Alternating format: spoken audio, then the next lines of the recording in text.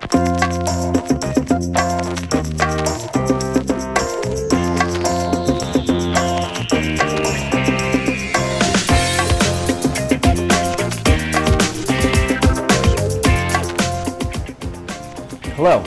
welcome to the Design Lab or the Clean Lab.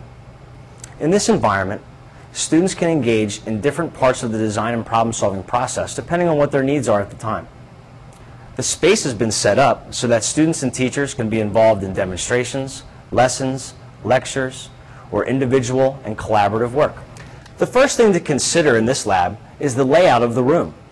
You'll notice that the computers around me are in a U shape or a horseshoe position. Not only does this maximize the amount of floor space, giving us more flexibility for what we want to do at different points in the design process, but it also allows the teacher to keep an eye on every student's workstation. Let's take some time to look at the computer and the different functions it serves in the Design Lab. Students are given a name and a password that they can use to access the school's network from any computer in the school.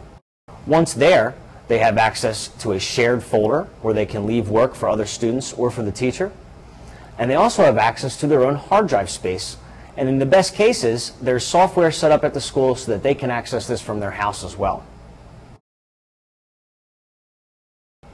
As an individual workstation, the computer should have ample space to its left and right side, allowing the student to work individually or to collaborate with someone next to them. This computer has a monitor that moves,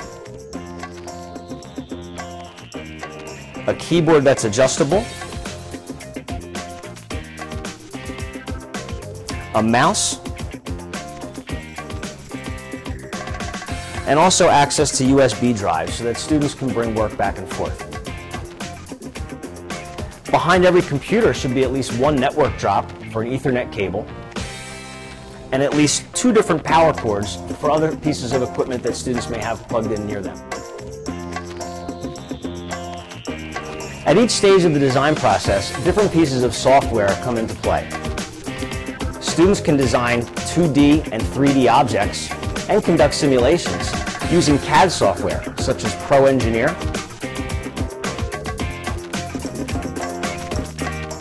Autodesk,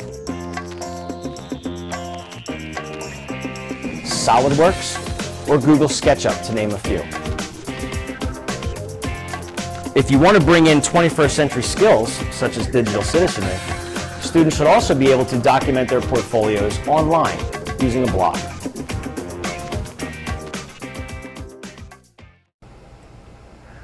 When it comes to printers, you want to make sure you have something available to your students that will meet their needs. Our printers shoot out 8.5 by 11 and 11 by 17 size paper, which we often use for portfolios. You might also see a large format printer in a classroom where anyone is doing architecture or wants to print out large displays. From the front of the room, not only can I keep an eye on every student's workstation, but I can put everything that we need in order to let teachers and students give demonstrations, make presentations, or facilitate guided practice. We have speakers for listening to music and aiding in presentations. We have a video camera for documenting student work. Also in the front of the room, we have a projector screen, which accommodates our ceiling-mounted projector in the center of the room. Behind me, we have a whiteboard. They're magnetic and cost quite a lot of money, and you have to make sure you don't clean them with any bleach products, or you'll totally lose that nice, shiny, reflective surface, and it'll start to stain. If you don't have money for a whiteboard, you can go to your local hardware store and pick up what they call generic whiteboard paneling over in the bathroom section. This stuff costs $10 a sheet for a 4 by 8 foot sheet, 1/8 of an inch thick. And even though it'll start to stain after you use whiteboard markers on it for a couple months, it's a very cheap alternative. In the front of the room, we have a phone, which also unmounts from the wall and has a speaker on it. Not only is this great for the teacher, but it's also good for students when they want to make phone calls and conference calls so that they can collaborate with students from other schools or even other countries. Even though this is the Clean Lab or the Design Lab, there are times throughout the year when we might bring in some equipment. Since there's equipment in the room, it's also important to have a fire extinguisher and a fire blanket on site. Also in the front of the room, and at other points throughout the room, the lab rules and regulations are clearly visible.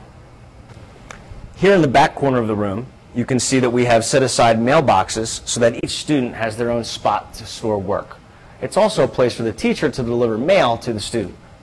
Also built into the furniture of the Design or Clean Lab is storage space.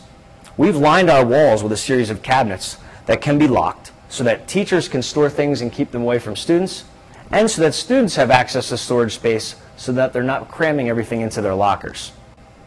If you do have cabinetry around the room, make sure you don't stack anything on top of it that comes within 2 feet of the ceiling. That would be a violation. While it is important to keep a clean, organized, and orderly room, it is important to put student work on display.